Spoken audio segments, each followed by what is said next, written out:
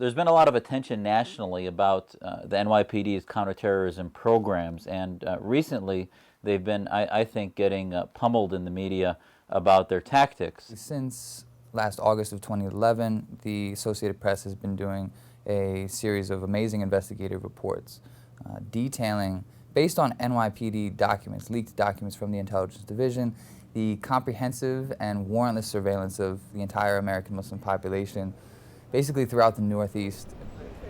From what any of the reports have said, they've basically been obtaining public information that allows them to understand which businesses, communities, organizations are Muslim. And while many are quick to identify that as profiling, it's not what they're going after the community about. They're basically using that as information.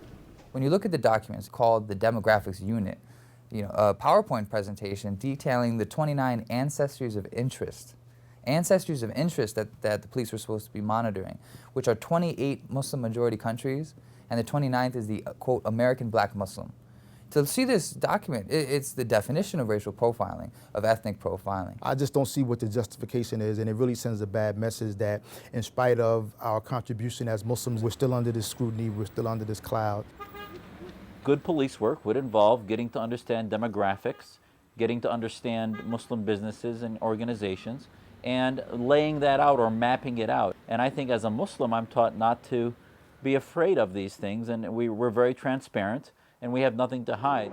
We are not here to criticize the NYPD, but rather to thank them for doing a lot of the work that we as Muslims should be doing. I think for the first time after our press conference, you saw a number of outlets saying the Muslim community split, that there are many Muslims in support of the NYPD.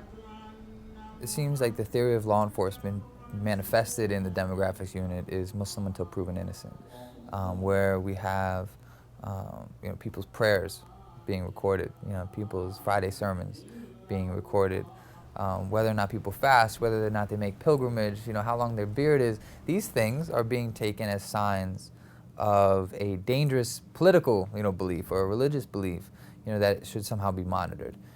It's based on a theory, I think, of law enforcement, that Islam, there's some correlation between Islam and violence, that the more religious you are, the more violent you are. We certainly see it as a civil rights issue.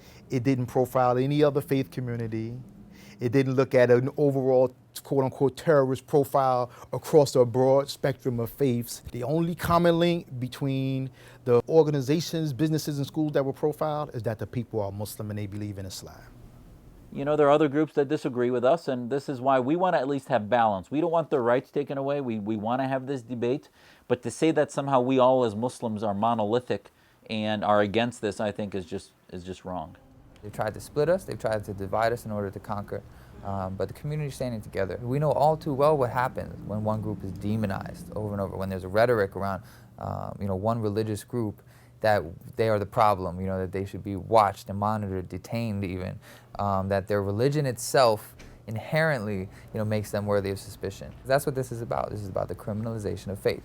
Today it's Muslims, and tomorrow it's going to be someone else, and I really hope that it's not you.